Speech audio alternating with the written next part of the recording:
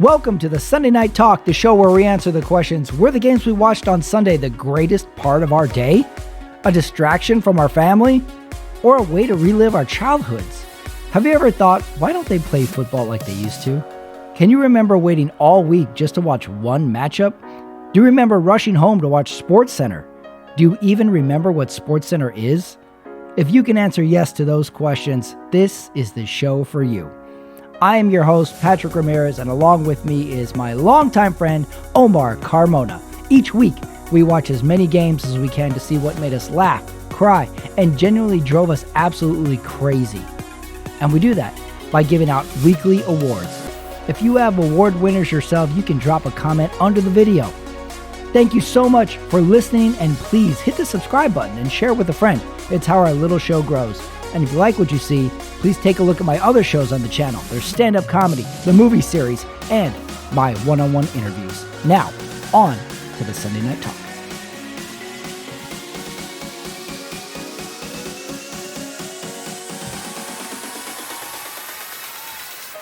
Welcome back, everybody. It is 9:47 Central Time that we're recording this. It's time for the Sunday Night Talk. I'm your host, Patrick Ramirez. With me, as always, is Omar Carmona.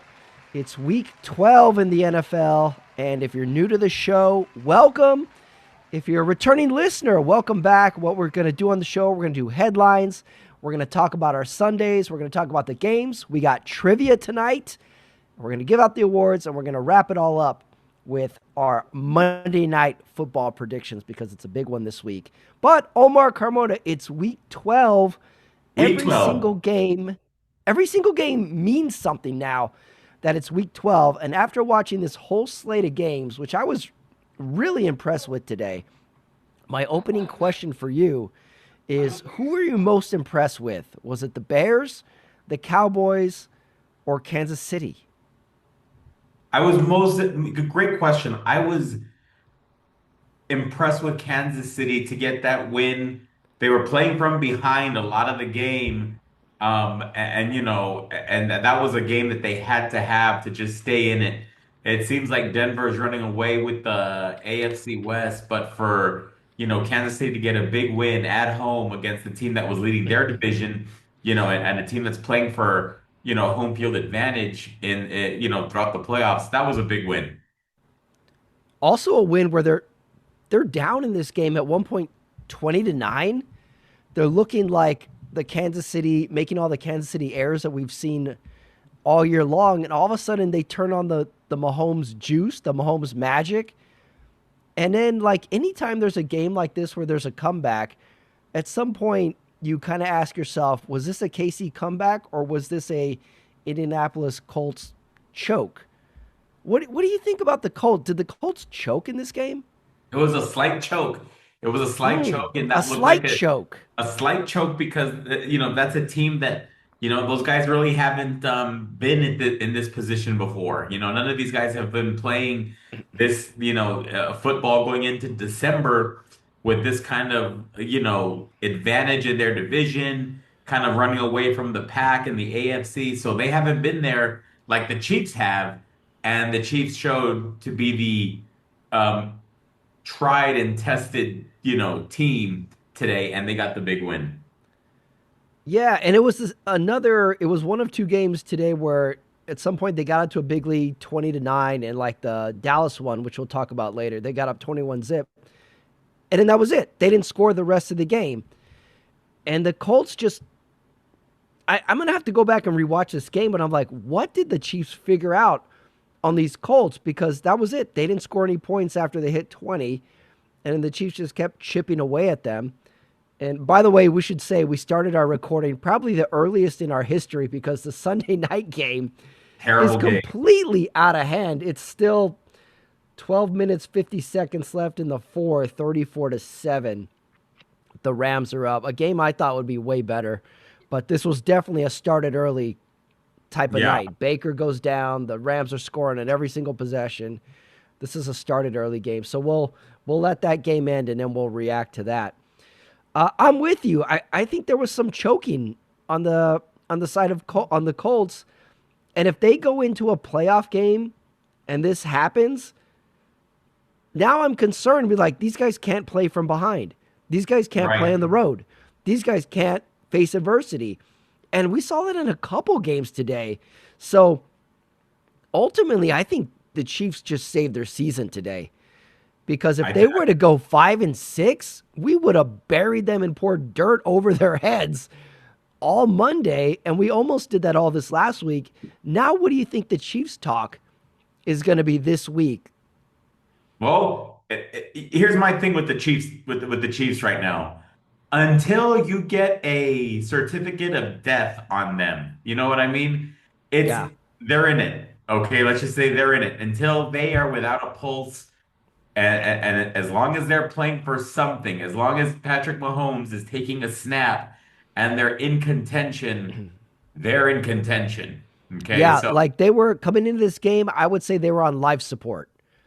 There was a pulse, but they definitely were on some sort of life support. And it was the doctor was telling the family, like, we're gonna take it day by day. That's how we were with the Chiefs. Going in today, I was like, I don't know. And then some people were already becoming Chiefs apologists. And they're like, hey, sometimes a dynasty takes a year off. You can't make the yeah, playoffs every year. And then here we are at 6-5, the Chiefs are. And because Jacksonville won, they're still not in that wild card spot. But I mean, they have a fighting chance now. The Chiefs do. So yeah, you had a lot of awards to get out for the Chiefs. It took them to overtime to get this win, but they did it.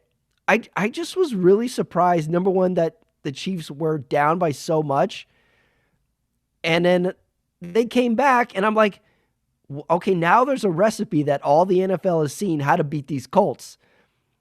And I right, think that's the second part of this game that really hurts the Colts is now everybody is seen like, oh, they can be knocked down. They can be sure. knocked down. Yeah, so I'm a little concerned with this loss by the Colts on the road and how they bounce back next week. Are they going to stumble into the playoffs? Are they going to backpedal in the playoffs? Are they going to get their mojo back and win out? This is critical. This is our first real critical point of the year for the Colts, I think.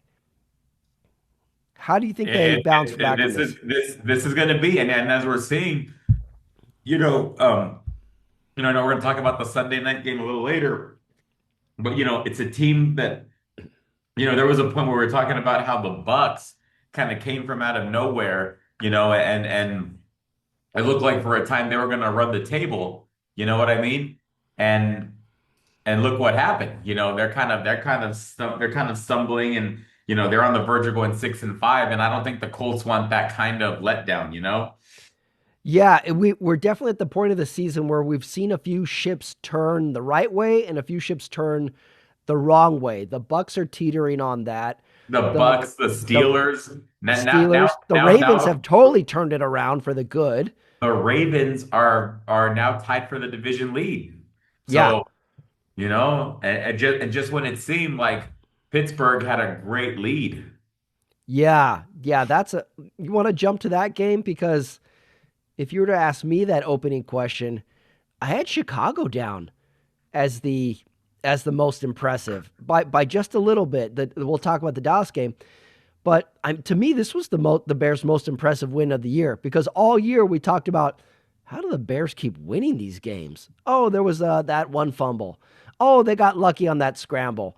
Oh, it was the block field goal.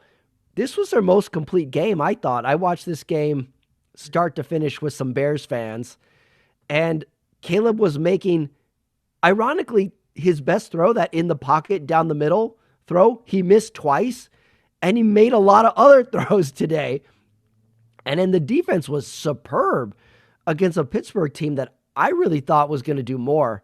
And I didn't see a huge drop off from Rodgers to Rudolph. To be honest, I'm watching this game like, would Rodgers really be that much better in this game? What did you think of the Right. Bears in this win? Big win, but they didn't. I wasn't.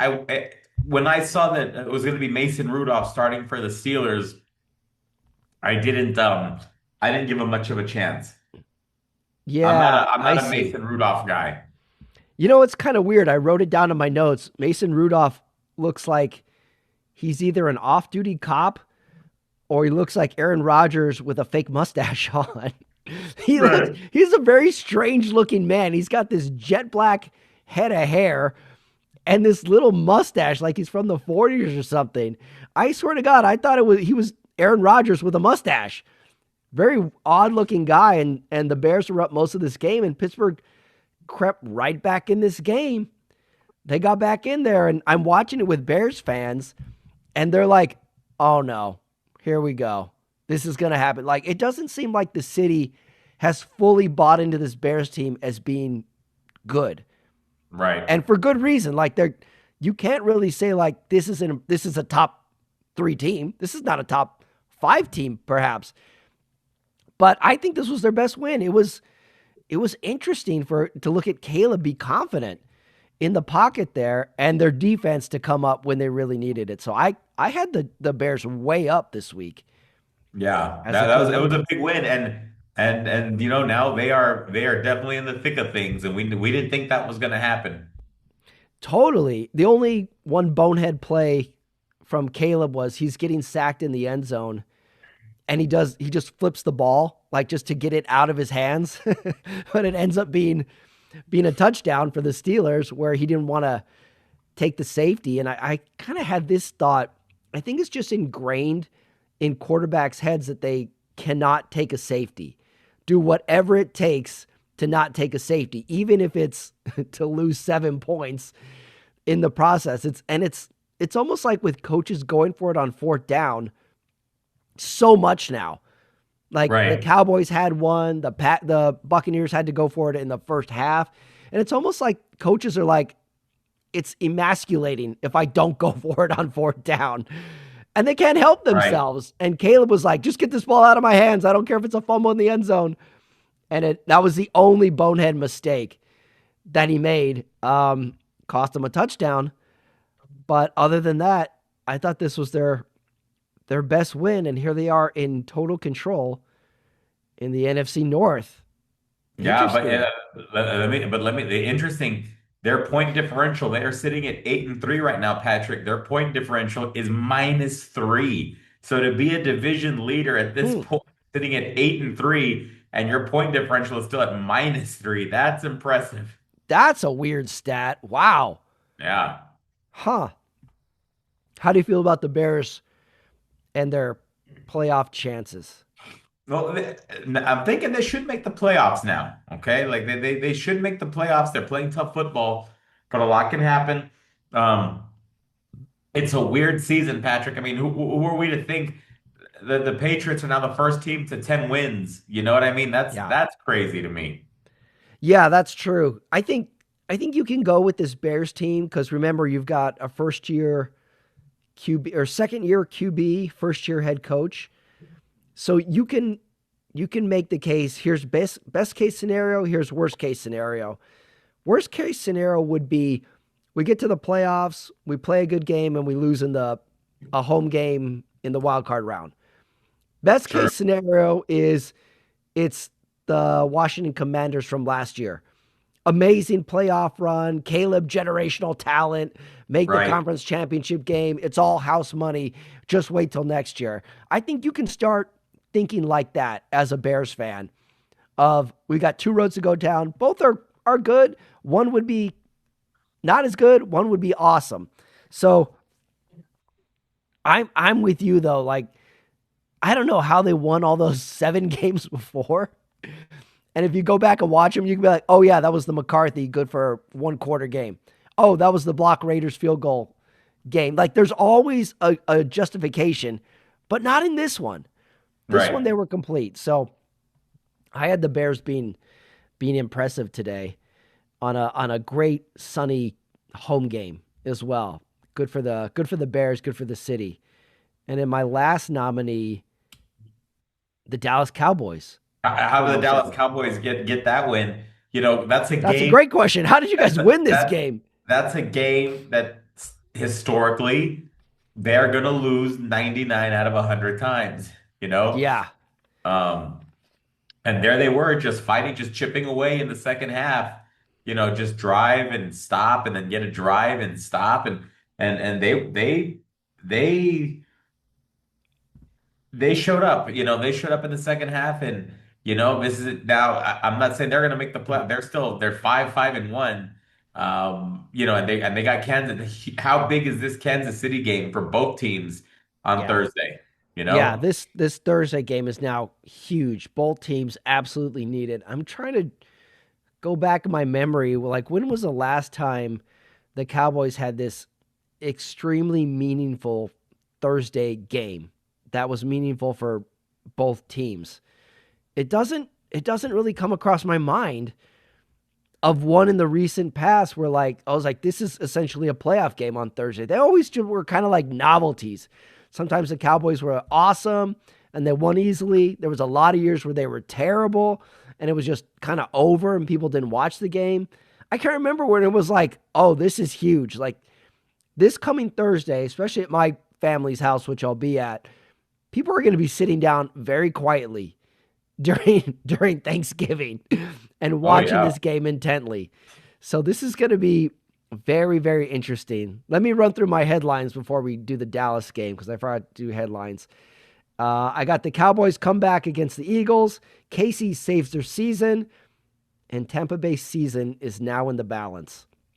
Those are my three headlines coming out of Week 12. So let's hit Cowboys Eagles because this was sort of a tale of two cities type of game because I'm fielding a lot of Philly goes up 21-0.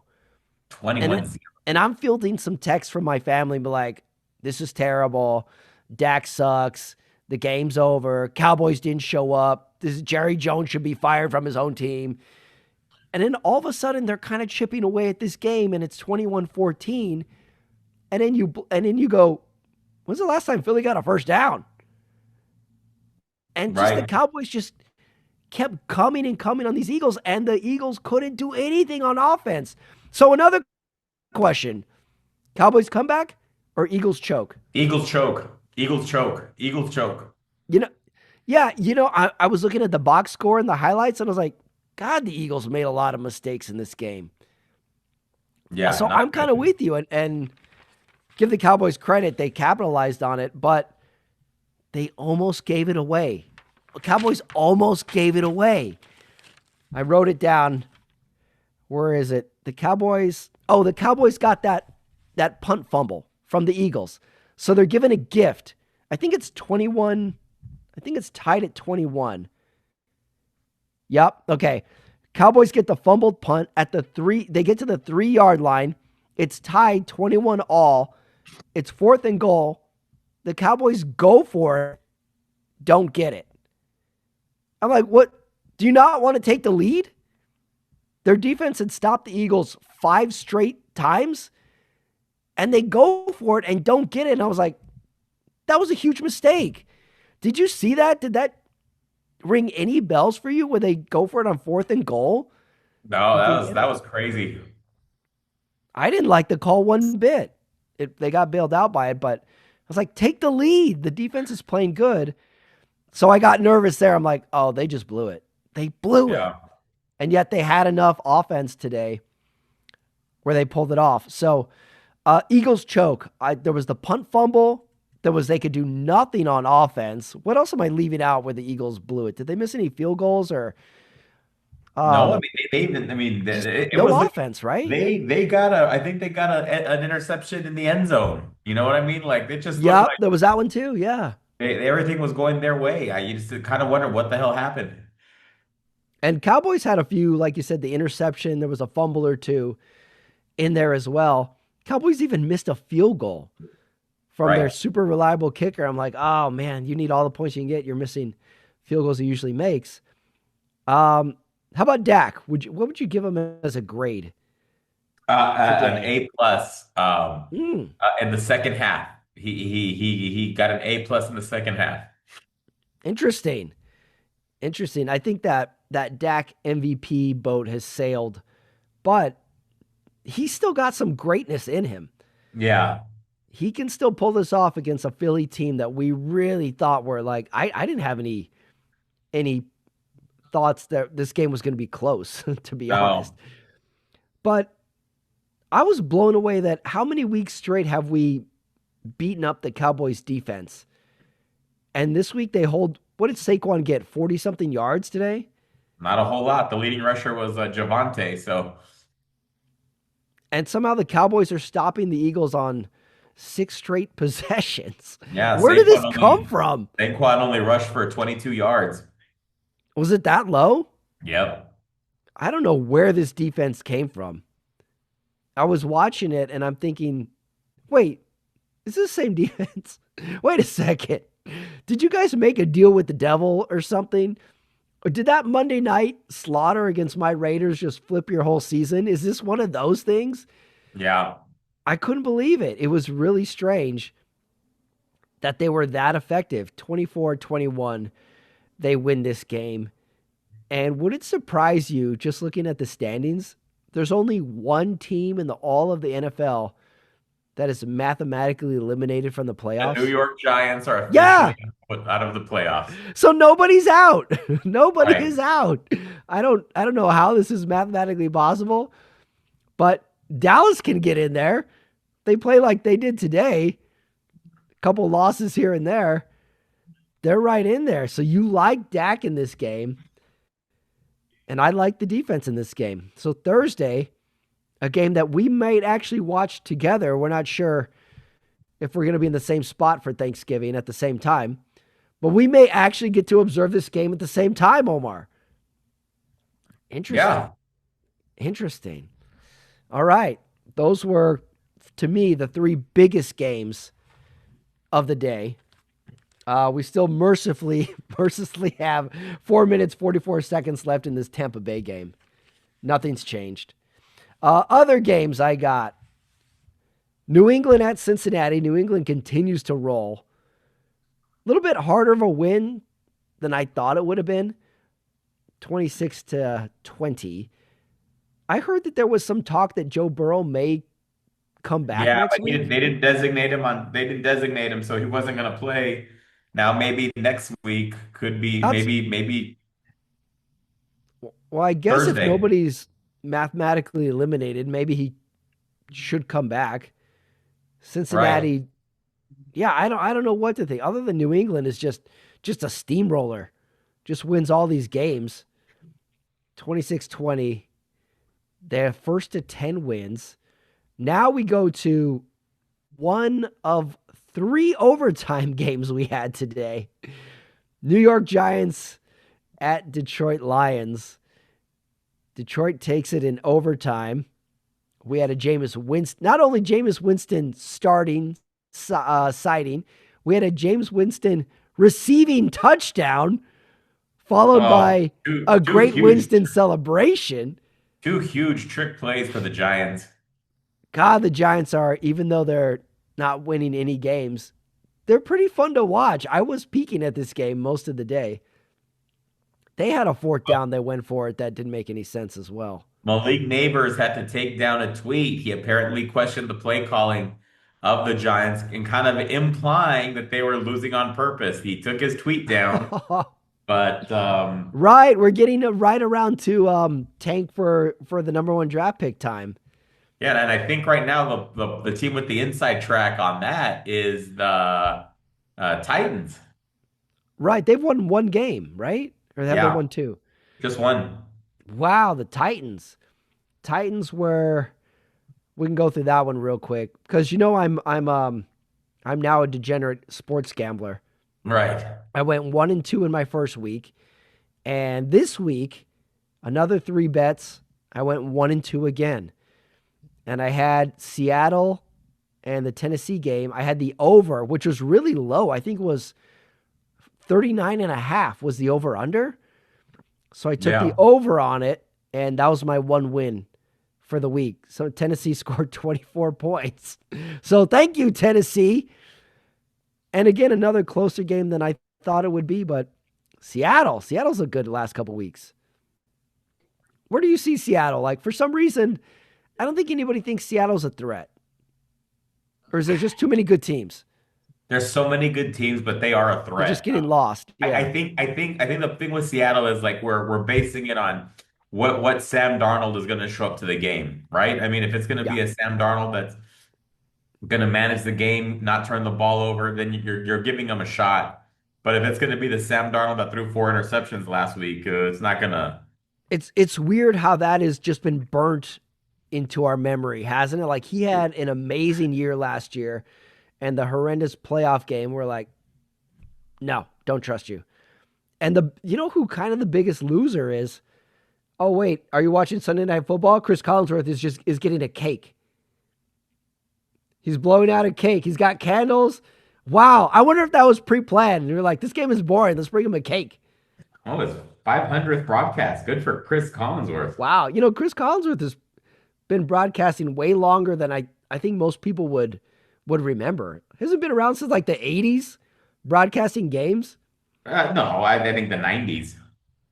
I think it was might have been late 80s. Really? I don't know. We'll have to get the research department on that.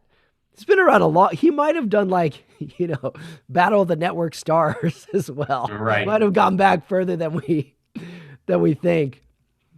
Yes, Seattle, thank God you guys scored a lot of points. I won my bet. And then you know who else killed my bet this week? I have only myself to blame. I bet the Bills to cover Thursday night.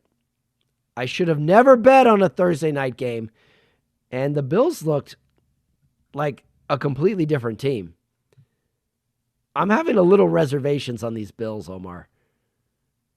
Yeah. A little reservations. Yeah, they're another team that at some point we were talking about how they were going to run away with their division, run away with everything, and MVP Josh Allen.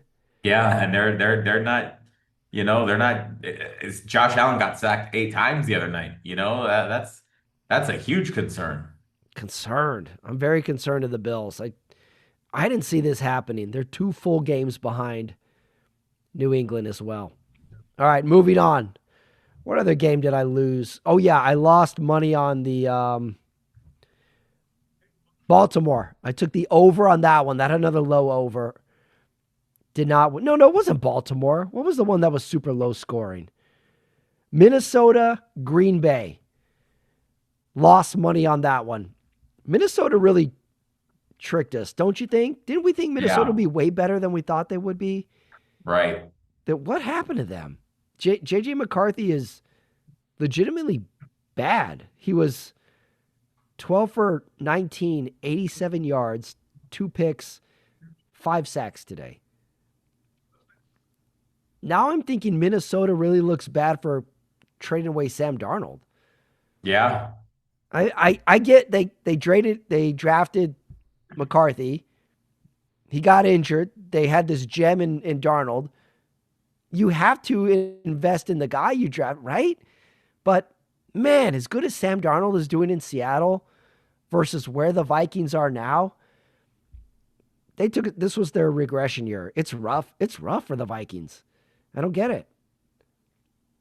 I didn't get one bit. They put up 6 points.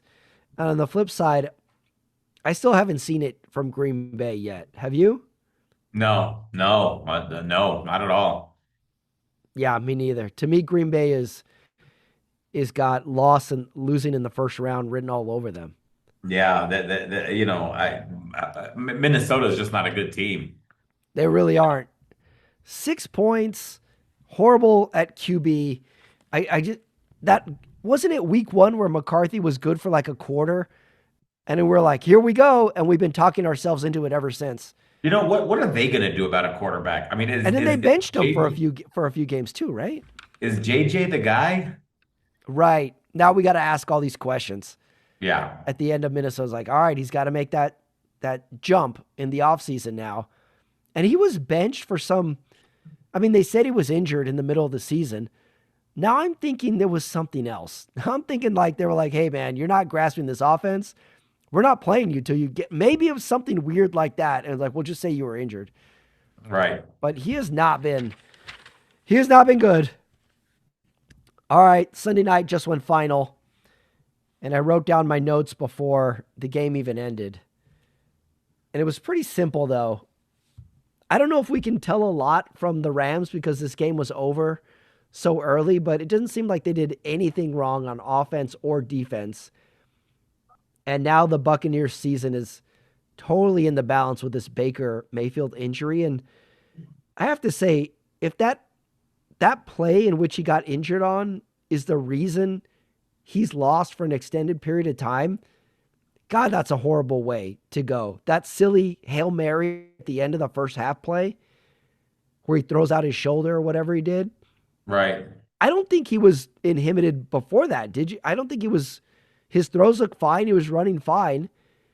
I didn't see any injury before that, and then that throw happens, and then he's out of the game. So if that's the reason he's going to miss a bunch of games, this season is just took a turn down the drain. There was not a lot good in this game. Anything you can draw from this blowout game? Like, do you like the Rams even more? Or are you just willing to, it's like, all right, a win, moving on? They got to move on, but The Rams. they're looking tough. Were you surprised when they said this is Stafford's 17th year? Yeah, that's nuts too. He's been in the league that long? Yep, it's been a long time. I think they said in the broadcast that Sean McVay, the coach, is like a year or two older than Stafford. They're basically the same age, the head coach and the quarterback. Unbelievable. I kind of like the Rams moving forward, but I need to see that tester game, and it's going to happen. I think they still have to play Seattle one more time, right? Yeah. And God, they have so many weapons. Devontae Adams looked awesome today. Anything you throw in Puka's direction, he catches. And their defense all of a sudden looks like, I mean, Baker was not having a good time against that defense. So the Rams are good, but not ready yet. Are you not ready to commit? Not ready yet to commit. No. If this season's taught us anything, it's let's not commit to anyone just quite yet, you know? Okay. Yeah, I'm trying to give the Rams a relationship status. This is, gosh, okay, I'm not really ready to move in with you yet, but you're staying over at my place a lot, Rams. You know, but as soon as that relationship says, oh, we should get a place together. Yeah, I still got 6 months on my lease. Why don't we talk about it then? You know, maybe that's where I'm at with the Rams. I'm like, yeah, okay, I'm not ready to move in yet, Rams. That's what I'm thinking for my relationship status with the Rams. It's my 2 cents. All right, what game are we at here? We get all the earlies. Jets Baltimore, I think, is pretty skippable, other than Baltimore won 5 straight now.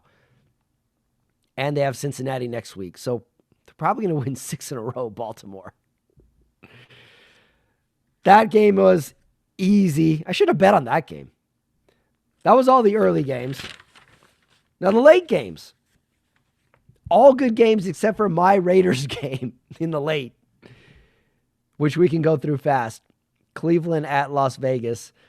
I wrote down Geno sacked 5 times, but wait, that was in the middle of the second quarter. He was sacked 5 times in the middle second quarter. And then I saw, because all the Raiders' Twitter and Instagram is very upset right now.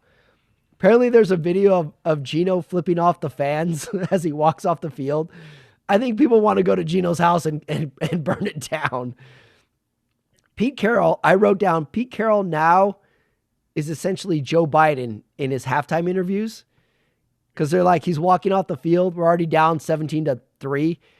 And the reporter's like, what can you do for the second half, Coach Carroll? And he's like, we gotta run the ball and clean up a lot of things. And we'll get back in it. And we got to run the ball.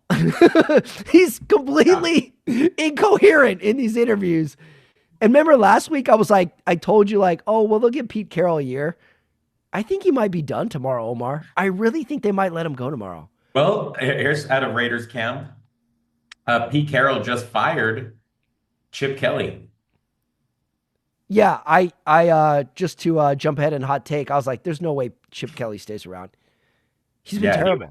He was let go, which means that. So you're saying Pete Carroll fired Chip Kelly? Yes. So Pete Carroll is not fired yet. No, but that's the third. That's the third straight season that Vegas is changing offensive coordinators. So that is dysfunction. That is the definition of Yeah. dysfunction. Well, you go through a bad team like the Raiders. First, you blame the player. You're like, oh, he didn't make enough effort or he didn't know the play. Then after a few losses, then you go like, okay, well, what's play calling? Okay, then you go that. Okay, they didn't put the now another few losses, and you're like, all right, who's responsible for this team? It's the head coach, and they got a clean house. This is the worst Raiders team in a decade, 2 decades. Can you remember a worse team? The only thing better about them is that they don't get into fights like the old bad Raiders teams would be. And there was a point where Max Crosby is still giving 100% effort even in this terrible loss. There was a point where on defense, he made all three of the plays. He made the first down tackle, the second, and the third. And you're like, dang it, man. Like, it's so sad that this guy is on this team because he's the only bright spot. It's rough. It's rough in Raiders land. And then flip it, if we go to Cleveland, Shadur Sanders gets his first ever start. Deion Sanders is in the crowd.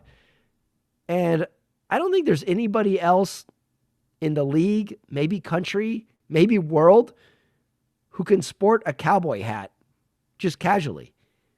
All right. He pulls it off. How does he do that? He looks cool in a cowboy hat. All right, quick. This didn't make my trivia, but I got one for you. Shadur Sanders started his first game. He's a rookie.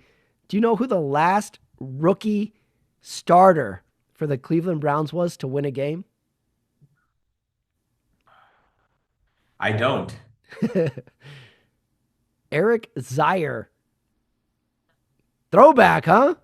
Wow, that's a long time ago. Jeez. I think they went through like 17 different quarterbacks. So Shadur Sanders, not like he was good in this game either.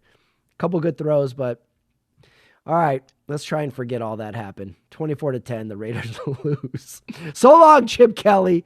If you want to come on the Sunday Night Talk and I'll Zoom you in, you have an open invitation. I promise I won't be mad. I won't be too mean, I should say. All right, let's go to our third overtime game of the day. Atlanta, New Orleans. Oh, no, sorry. That was Jacksonville. Oh, Arizona. Let's steamroll through Atlanta, New Orleans. And I'm going to start it off with, I owe Kirk Cousins' arm an apology. Oh, goodness. You don't know anybody no one owes Kirk Cousins an apology. He had a 50-yard bomb today that he completed for a touchdown that I was like, there's no way Kirk Cousins could throw 50 yards. And he did it. So I'm going to give your arm an apology, Kirk Cousins. You did it. So I am sorry. Beyond that, fun game. Nobody watched it. New Orleans is a mess. I think they got the ball like they had a 1st and goal, and Taysom Hill got I think he fumbled the snap and threw it out of the end zone, got intentional grounding, and then they're on the 15. I was like, oh, so much for that 1st and goal. Done deal. All right, so Atlanta wins. The overtime game I wanted to talk about, Jacksonville at Arizona. I have a new name for Arizona. Arizona is my most fun team in the NFL. They're running around, making plays, getting in fights. They got these bright red uniforms. Jacoby Brissett is kind of awesome in a lot of plays. So I gave Arizona my most fun team in the league. And Jacksonville wins. Jacksonville kind of spicy. What do you think? Would you take I think from this game, to be considered a fun team, you got to be winning football games, Pat. Oh, well, you see, that's where you and I differ. I don't think you have to win. I think you just have to be fun. Kind of like Winston rules. You just have to be fun. Okay. Yeah, so I give them the most fun. There was a thing that happened in this game that I never have seen before. Tell me if this sounds weird to you. Arizona punted. The ball bounced like on the 3, and the Arizona gunner did the thing where he leaps into the end zone to throw the ball out back into the field. And a Jacksonville guy catches that, and he runs back into the end zone and gets tackled. And 2 referees go instantly, safety, that's a safety. And 1 referee steps in and goes, no, the ball's dead where he caught it, which was like on the 2. I was like, that's a rule? Right. Did that make sense to you, what I No, just not at explained? all. No, I would thought like if you choose to get the ball, which has not been downed, and you run around, you are tackled where you are down. So that was weird. That's why I said these are fun games for Arizona. Now, most interesting part of the game, though, game goes into overtime. They do the coin flip. Jacksonville wins the toss, and they take the ball, and the Arizona captain looks at his sideline and goes, wow. And that happened in another overtime game where the team won the toss and took the ball. I thought we decided that if you win the toss, you should take the ball second. What's going on here? That's a lot to unpack there, Pat. Why are these teams taking the ball first in overtime? Yeah, I don't know. That's kind of weird. Okay, well, at least you're thinking what I'm thinking. Like, why are you doing that? I didn't understand it. Jacksonville took the ball first. And who was the other team that took it? One of the other overtimes, they took it first. I think it worked out for one team and not the other. So very, very strange. Very strange picking there as far as the coin toss. Any thoughts on Jacksonville? No, I'm not saying I'm not gonna sell until I see them in the. I'm not buying them until I see them in the playoffs. Right. Yeah. My relationship status with Jacksonville to me is this is the team / woman that I may call once every 3 weeks. Just checking in. Like, hey, how's it going? Yeah. Oh, okay, that's cool. Oh, you going out of town? All right, let me know when you're back. And then no contact. That's my relationship with Jacksonville. Like, no, this is not, no one's spending any holidays with anybody's families. Yeah, exactly. Okay, you're in agreement with me on that? I'm in agreement. Yes. Okay. Well, those were our Sundays. And how is your viewing of the games going now? Because we're in the thick of the season now. Do you have a system? Do you watch all the games, or do you like as to you know, pick and choose? My team plays tomorrow, so when that happens, the Oh, you're early so game, lucky. I love when my team is either on a bye week or plays on Monday. I think that I did most of excuse me. The first games I did on Red Zone channel, and then I just kind of focused in on the Cowboys Eagles game in the the second games, but I was checking in on the Browns Raiders. Oh, really? You actually checked in on that game, huh? I had to. I wanted to see what the Shador thing was. Yeah. You know, they really should have had him playing earlier in the season. Like, he's a rookie QB, but there's some good things about him. He had that one deep ball touchdown pass that was unbelievable. Threw it on the run, hit his receiver perfectly. And what better defense to go against as a rookie than the Las Vegas Raiders? Okay, so you're the check-in type guy.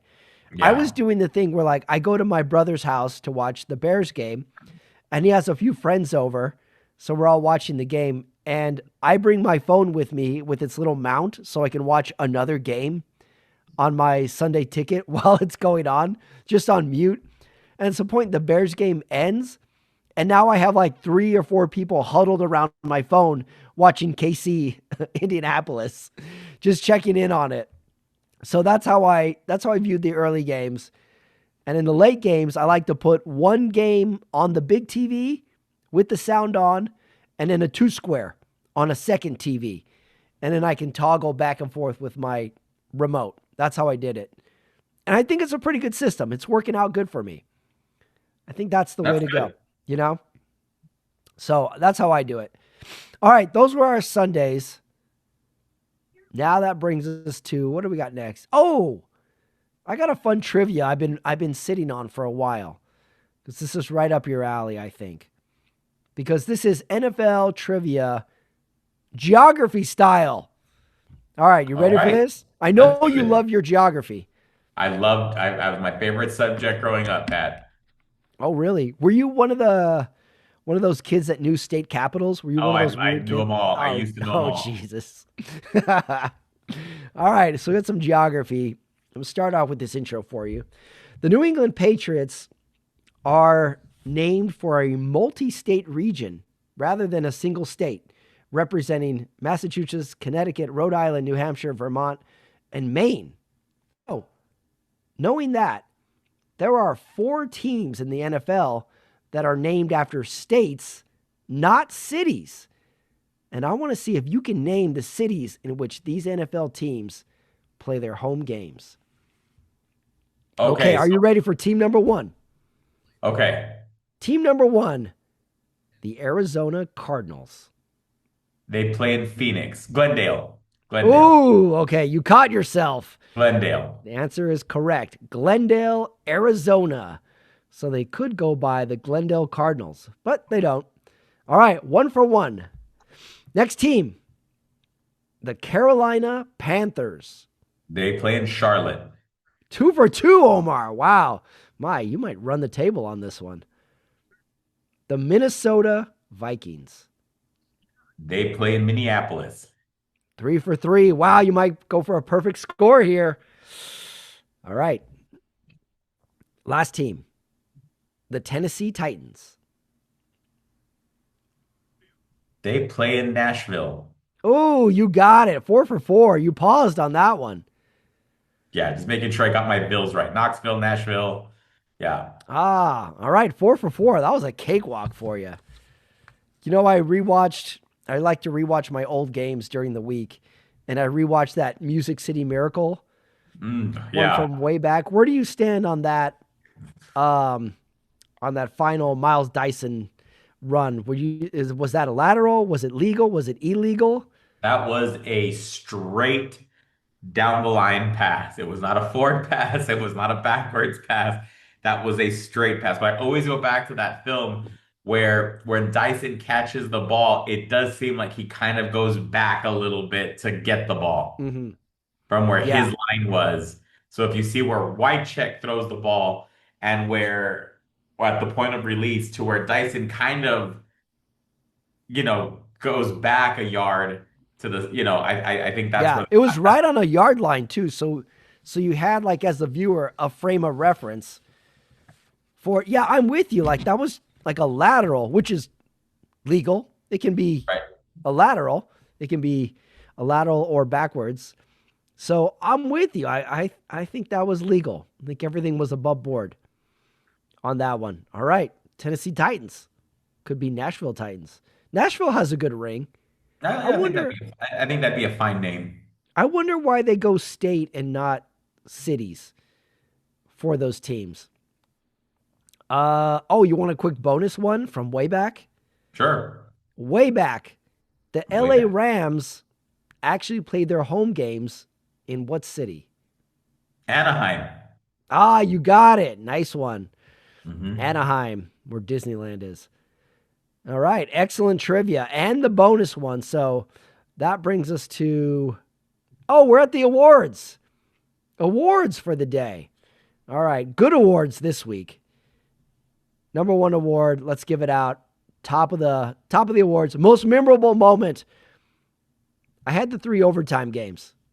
What week have we gotten 3 overtime games? I thought that was really cool. It was a good week. It was a good week. Yeah, KC, Jacksonville, and the Giants. The Giants was the other one that went into overtime. I love that we got Winston finally. Yeah. It was good to get him a start.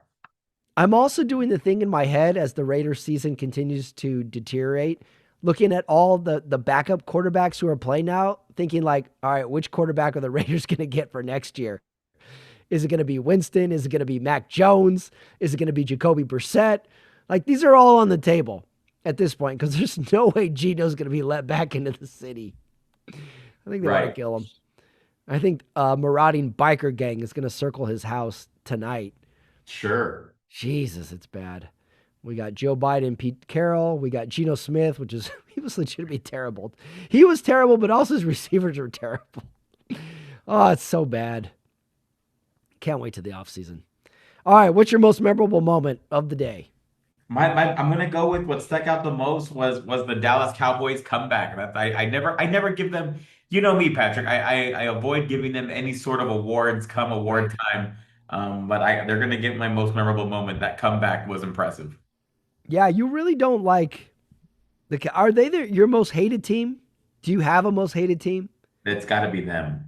Jeez, and you're giving them an award for their comeback. This is groundbreaking. I should have put this in my headlines. Wow. All right. Next award. Crowd favorite, the cringeworthy moment of the week. I got an honorable mention before I get to my actual nominees. Have you seen that commercial where somebody's struggling with something and they bring up a backup QB to like do the rest of the job? Have you seen that commercial?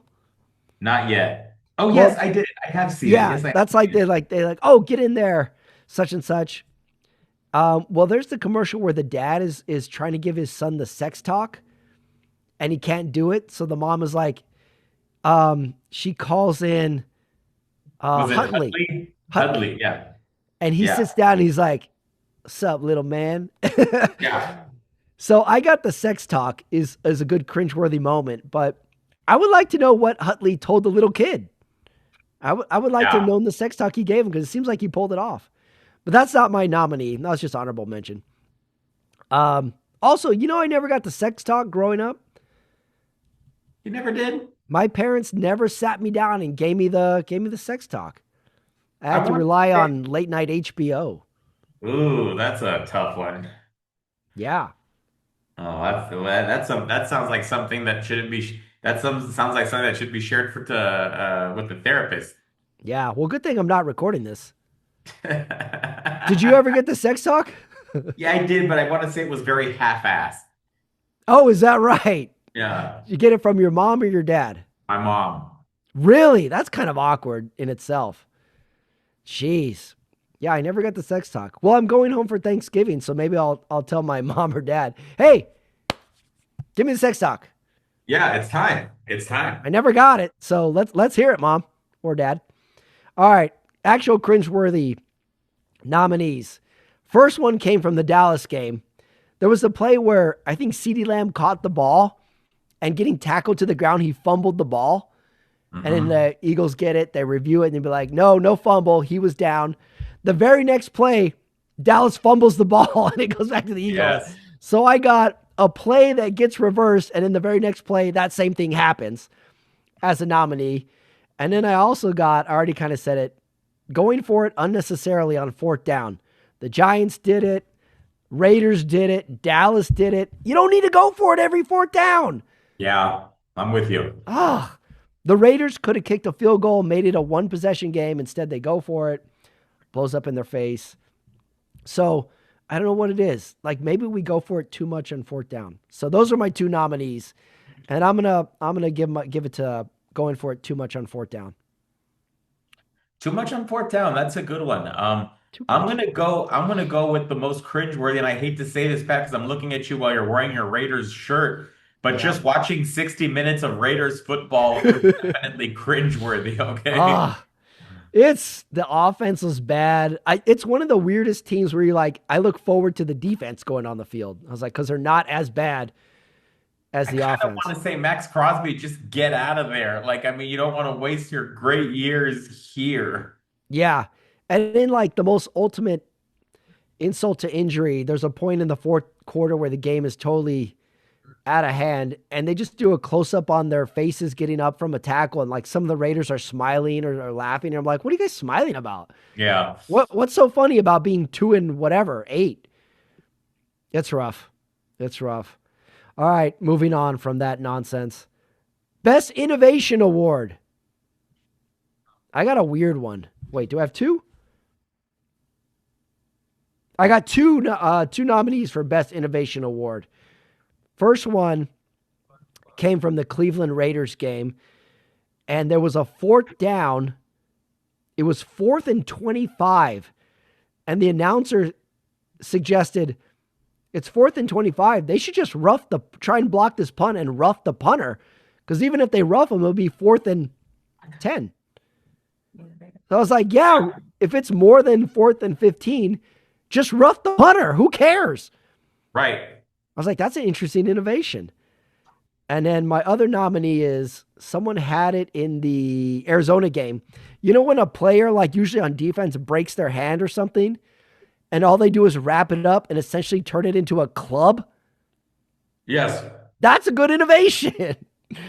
I remember there was a player way back, like on the Giants, that had a club. Patrick, that was from my Raiders book. That was from the Raiders. That Did a Raider guy have a club too? They started that. It was Atkins, it was Atkinson and Villapiano, and they did all that stuff before anyone else was. And it wasn't within the rules, and Madden knew it, and Madden said, well, until they call us out on it. Yeah.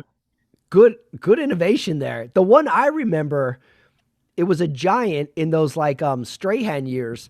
The guy broke his hand. They made it a club.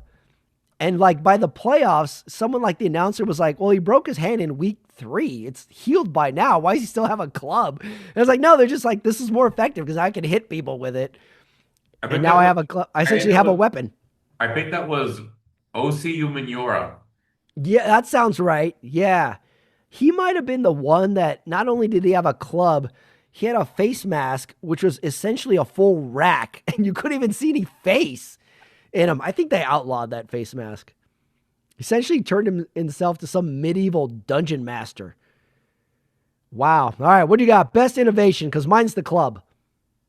Best innovation. I am going to go with, I didn't really think of any this week. I'm just going to throw one out there. The one that I haven't given much love to. I'm going to go with, Patrick, I don't know. What innovation can I go with? I'm stuck. I'm just going to say something that I appreciate that's out there. All right, you can change it to best appreciation. I want to appreciate the different the fact that there's a position for long snappers in this league. You know what I mean? I think that the fact that they get their own position is fantastic. You know what I mean? Anyone can have a position in the NFL. Yeah, because that's kind of all long snappers. They don't play any other. They don't play like on defense or any other position, right? They just snap, right? Yeah. Yeah. Okay. Also, you know what I always kind of appreciate about long snappers, especially on a punt? Usually the guy who makes the tackle is usually the long snapper. Yeah. And also, like, it's not like a huge offensive lineman type. It's kind of like a more slender dude who does the long Like snapper. a tight end. Yeah. Yeah. It's about a tight end size guy. Like a smaller tight end. Yeah. Yes. All right. Since the game went final, I'm just going to give you a quick rapid fire of standings here. All right. Now that we got final pending Monday Night Football. All right. I'm just going to go through the division leaders, and you tell me if they are going to win this division, yes or no. New England Patriots. They'll win the division. Baltimore Ravens. They will win the division. Indianapolis Colts. Only because of who they're. Ooh. Would it surprise you that they're only The one Texans. game up in that division? And the Texans are playing better. The Jaguars are playing well. Yeah, Jaguars are in second place. You're stumped on these Colts. This Colts loss was very devastating. I wanna stick with the Colts to win it. Okay. Denver But Broncos. They're gonna win it. Okay, 2 games up on the Chargers. Philadelphia Eagles. They're 2.5 games up on the Cowboys. They're gonna win it. Chicago Bears. I'm so Green Bay and go with the Detroit. Lions. Going Lions. All right, NFC South. Tampa Bay Buccaneers. Now, they're tied with the Carolina Panthers in this division. All of a sudden, this one's very much up for grabs. Something to look out for is if Baker Mayfield really is his arm and he misses time, this could be the Panthers' chance. God, I have to rethink my whole Tampa Bay Buccaneers relationship status now, learning this information. And NFC West, Los Angeles Rams. They should win it, but Seahawks and Niners are in the thick of things. Do you think the Rams are going to take this division, though? Niners, Niners, Niners need a win to stay in it. Rams should win it. Okay, sticking with the Rams. Got it. Okay, that was a quick standings rundown, everybody. Brought to you by Simply Safe. I just gave ourselves a sponsor. All right, next award, Hot Take Award. Already gave mine away. Chip Kelly's fired tomorrow. No way the Raiders keep their offensive coordinator, Chip Kelly. He's had that job, I would say, a month longer. And it happened. It already happened. All right, so the hot take was true, and I almost think Pete Carroll's gone this week. It's so depressing that this is how Pete Carroll's going to go out. Yeah, I think these are his last few weeks as an NFL head coach. Yeah, and even if they scrounge out one more win, you can't bring him back. And if you'd asked me this 2 weeks ago, I'm like, yeah, give him a chance. Now I'm like, I'm done with Pete Carroll. It's rough. All right, what's your hot take? My hot take is the New England Patriots end the Buffalo Bills run as the AFC East Kings this year. Mm-hmm. God, that Buffalo Bills team on Thursday night was not good. Who they used? Oh, they lost to Houston. Yeah. Which Houston looked pretty good on defense, but does this drive you crazy? Because it did this to me in the Raiders game as well, where Houston is getting to Josh Allen pretty consistently, and all they do is keep calling up 5-step drops where he's going through all his reads. I'm like, what happened to first read, throw it or run? First read, throw it or run. And it's like, let me just drop back and run around for 10 seconds back here and wait till they tackle me. Like, are there any other plays we can call? I couldn't believe it. He got sacked. You said it. He got sacked, 7 times? Yeah. Oh, unbelievable. 8 times. Wow. That's hard to do. Next award. Casting Couch Award. I spent the most time on this one. My pitch for this is a movie that I came up with the title before the movie. Given our 3 overtime games today, the title of my movie is called Overtime. And here's my pitch. In the vein of the movie Minority Report, Time Cop, Bill and Ted, this is a movie where our hero is employed by companies like DraftKings, FanDuel, betting businesses, and it's called the Bettors League of Accuracy. And our hero goes back in time to stop fixed games. Oh. Yes, this stars Miles Teller, and Miles Teller has like a police boss who's always on his ass, and that's played by Michael Pena. And when Miles Teller goes back in time to kind of write these games, he comes across Woody Harrelson, who is also a time traveler, but has to guide him in his journey. I haven't quite figured out how Miles Teller is stopping the fixed games, but that's my movie. It's called Overtime, and he goes back in time to stop games from being fixed. Huh. Okay. Overtime. Yeah. That's interesting. Yeah. It's called, I thought of the title before the movie. Yeah. It's kind of like Minority Report, but for sports betting. And he goes back in time instead of forward. Also kind of like Time Cop. Time Cop went into I don't remember if he went to the past or the future, but that was another good time travel movie with Jean-Claude Van Damme. That's my Casting Couch Award. What do you think? Miles Teller, Woody Harrelson, Michael Pena? You would see that. I like that. I can see that. Yeah. Anytime Woody Harrelson pops up in something, it's always good. He's like adding bacon to any meal. You're like, oh, that's pretty good. I saw something that he was in I liked. Oh, I saw that movie where they're all magicians and they're like pulling off bank heists as magicians. Pretty good movie. Very cool. Yeah, he's one of the magicians. So that's my movie pitch. Overtime. Streaming now. What do you got? You got a casting couch award for the week? I'm excited. I saw Toy Story 5 is coming out, and I'm looking forward to that. Really? Wow. So maybe NFL should pitch an animated movie one day. That'd be nice. Hey, that'd be something. Like maybe they could even do like a whole series or something. Like Star Wars has a whole animated division. I mean, the NFL should get it animated. They're already doing the Nickelodeon Slime Time stuff for the younger viewer. Should think about that. Pretty good. All right. Excellent pitch. Two good pitches this week. Yours was just off the top of your head. I spent Yeah. like 4 hours thinking of mine. Best quote. All right. I'm going to let you go first on this one because mine's kind of weird. It was actually the worst quote because I was kind of getting ready to I was getting like I liked the Browns new uniform or not new but like I liked Oh, the white. You like the that, huh? white and I was kind of getting like I told you I was getting excited for the Raiders and Browns and then I tuned into NFL no to do my workout and Bill Leckis says that who would want to watch this game? Both teams don't know what they're doing half the time. Not exactly the Half way the time. you don't want to sell a game that way. Bill Lakis. My God.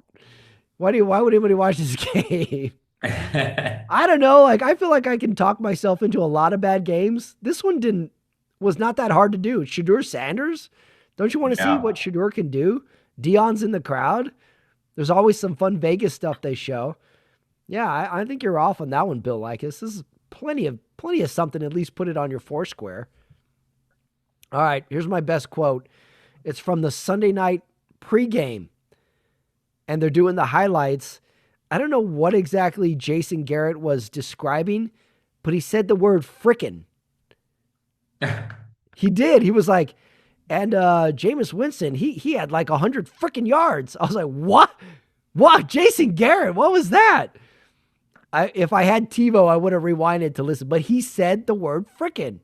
Wow. I heard it. Okay.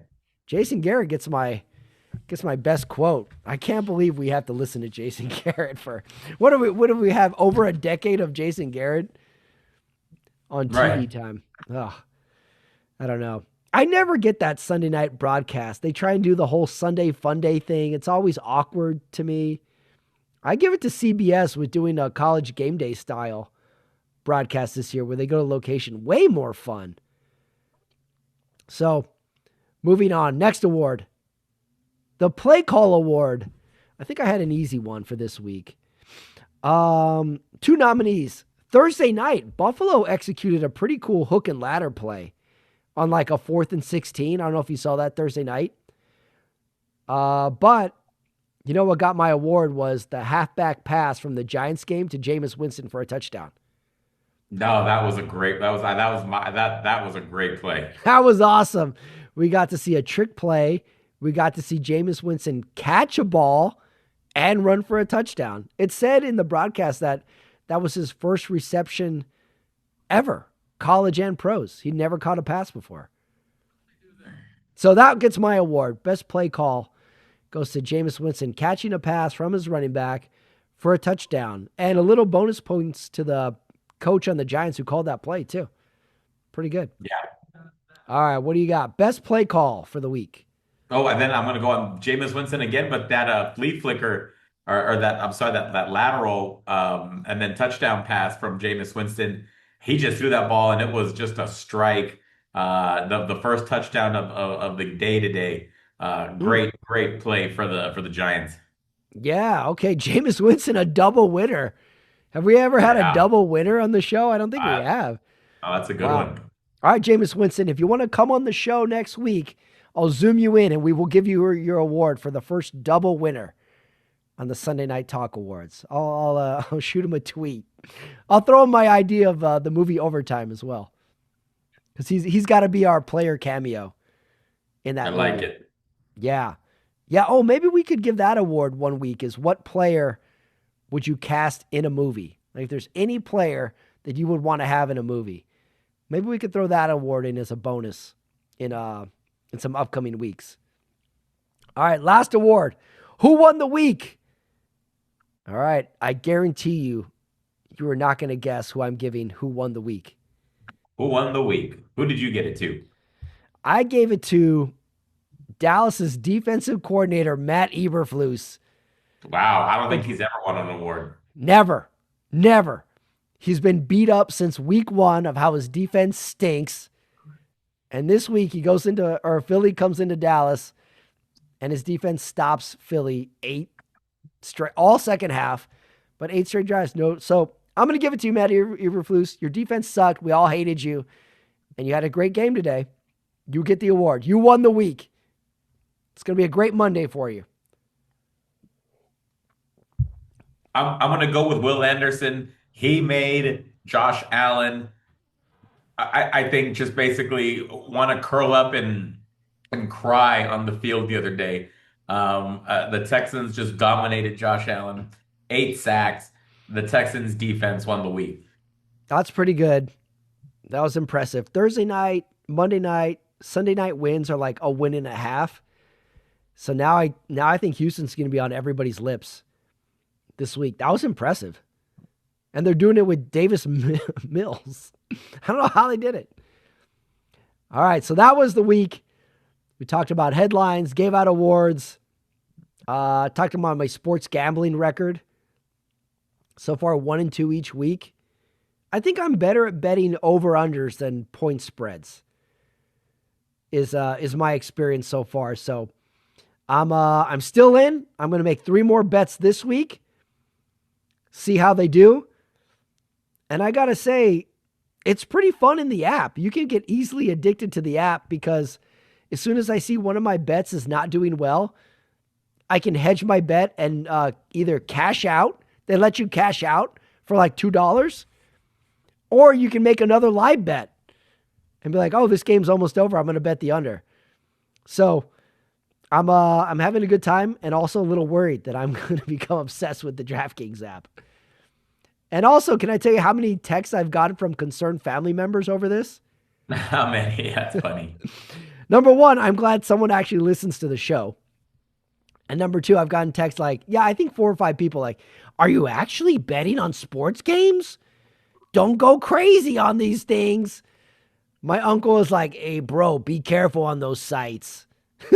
That's all he said to me was be careful on those sites. So now I got my family members all concerned, and maybe this says more about me, and all that does is make me want to do it more. We'll need an intervention when you come in. Yeah, I think I'm heading that way. Well, I'm 1-2. I think I've lost a total of $37. All right, that was week 12, but we got one more game Monday night. That's right, and it's Omar's team. Carolina goes into San Francisco. All right, Monday nights are tricky. Carolina's tricky. Brock Purdy's back. What's your instant feelings going into Monday night? I'm going 49ers 27. The Carolina Panthers 16. Oh, wow. Defiant win. Should I bet on this game? Give me some betting advice. What's the spread? Let's take a look. Oh, we got some live DraftKings checking on the show, everyone. Let's take a look. All right. Monday night, right now, Niners are favored by 7.5. That's high, don't you think? That is high. And the over-under is 49.5. Oh, God, I might go Carolina with the points on that one. And I might go under. All right.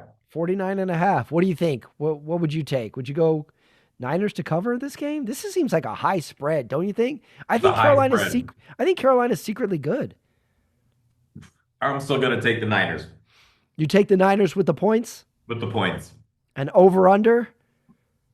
49.5. Ooh. I'll take the under. I'd go under as well. I think Monday night is not a high scoring night. Nobody likes Mondays.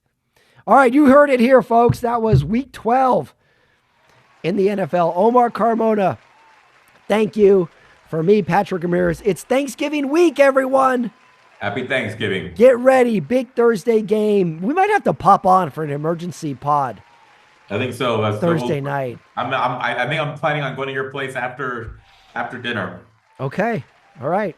If we need to, we will give the audience what they want. For me, Patrick Ramirez, for Omar Carmona, this has been the Sunday Night Talk. Good night, everybody. Enjoy Thanksgiving. Good night, Omar.